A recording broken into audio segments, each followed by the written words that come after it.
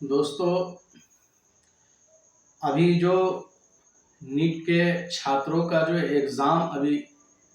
Paper leak हो गया है, ये बहुत ही बुरी खबर है और ये बहुत बड़ा मामला है और ये बहुत बड़ा घोटाला है, समझिए साजिश है। क्योंकि बच्चे जो है 22 लाख बच्चों के भविष्य का मामला है और ये 22 लाख बच्चों के ही भविष्य का मामला नहीं है, बल्कि हर बच्चे के परिवार से कम अगर हर बच्चे से जुड़ा हुआ अगर मामला है तो कम से कम 5 लोग जुड़ा हुआ रहता है। इस तरीके से करोड़ों लोगों का मामला है, करोड़ों लोगों के साथ ये छलावा किया गया है, करोड़ों लोगों के साथ जो है ये धोखाधड़ी किया गया। अभी नीट का एग्जाम जो होता है, जो जिसमें एमबीबीएस या क्या कहते हैं कि एचएम, जो डॉक्टरी की पढ़ाई, मेडिकल की पढ़ाई जो स्टूडेंट करते हैं, वही नीट का एग्जाम जो है देते हैं और उसके जरिए से जो है नीट का एग्जाम निकालने के बाद प्राइवेट और सरकारी क्या कहते हैं कि कॉलेज में जो है बच्चों का एडमिशन होता है, जो एमबीबीएस एमएचए मेडिकल लाइन से जो है वो लोग पढ़ाई करते हैं। तो खैर, वो 22 लाख बच्चों ने अभी एग्जाम में बैठा, जो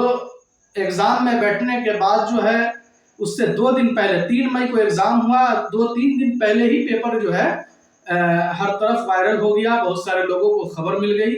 और हूबहू एग्जाम के अंदर जो है वही सवालात जो है आ गए। तो इस पर जो है लोगों ने सवाल उठाया। जब इस मामला को जब छानबीन किया गया तो इसकी तह तक पहुंचा गया तो मालूम पड़ा कि ये बहुत अंदर तक इसका तार जुड़ा हुआ है। सरकार ने उसको रद्द करने का काम किया, सरकार ने तो रद्द कर दिया,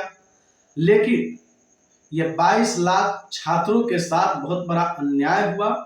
जो इस तरीके का जो पेपर लीक कराने का जो मामला होता है, ऐसे लोगों को, ऐसे अधिकारी को अगर सरकार अगर सख्त सजा दे दे तो फिर इस तरह की हरकत कभी करने का वो नाम नहीं लेगा। लेकिन ये सरकार की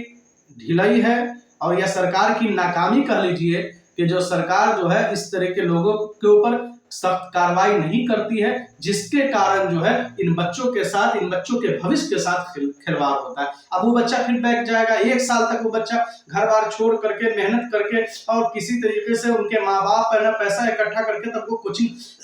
संस्था में जाकर के वो तैयारी करते हैं और तैयारी करने के बाद इस तरह का अगर रिजल्ट आ जाए और इस तरह का मामला आ जाए तो जाहिर सी बात है कितने दुख की बात है और उन छात्रों को कितना दुख पहुंचा होगा। अब जितने एग्जाम क्या कहते हैं कि कोचिंग सेंटर वाले हैं वो लोग जो है फिर से जो है छात्रों को बुला करके और फिर से तैयारी करवा रहे हैं। तो देखिए, ये जो पेपर लीक का मामला है एक अभी का मामला नहीं है, बल्कि हमेशा से इस तरह का होता रहता है। इसलिए इसमें जो है चाहिए कि सत्ता पक्ष और विपक्ष को एकजुट होकर के इस पर जो है सख्त से सख्त कार्रवाई करनी चाहिए, ताकि इस तरह का मामला दोबारा फिर पेश न आए। आइए देखिए, बिहार के अंदर भी कई एग्जाम क्या है। एक तो नौकरी के मामले में भी देख लीजिएगा कि नौकरी के लिए क्या कहते हैं कि डेट निकलेगा, एग्जाम लोग फॉर्म भरेगा, एग्जाम होगा, एग्जाम होता है, मालूम पड़ा कि पेपर लीक हो गया। अब पेपर लीक होने के बाद अब फिर 5 साल तक आप लटके रहिए। जब अगला चुनाव आने को करीब होगा तो फिर जाकर के जो है एग्जाम का डेट निकालेगा, एग्जाम का डेट निकालने के बाद जो है फिर एग्जाम होगा, अब फिर जाकर पेपर। ऐसा ही करते करते मालूम पड़ेगा कितने स्टूडेंट का जो है उम्र ही खत्म हो जाएगा, अब वो दोबारा फिर एग्जाम में बैठ ही नहीं पाएगा।